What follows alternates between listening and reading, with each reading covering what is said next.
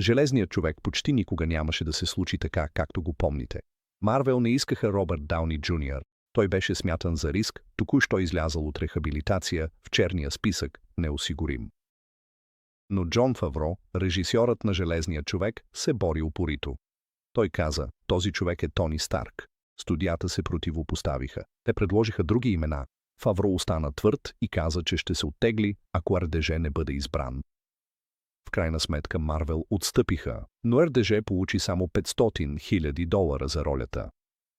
Защо толкова малко? Защото никой не му вярваше. Той беше смятан за риск, за хазарт, а не за сигурна звезда.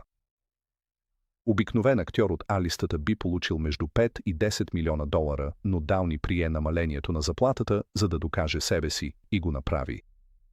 Резултатът – $585 милиона хит и началото на цялата киновселена на Марвел.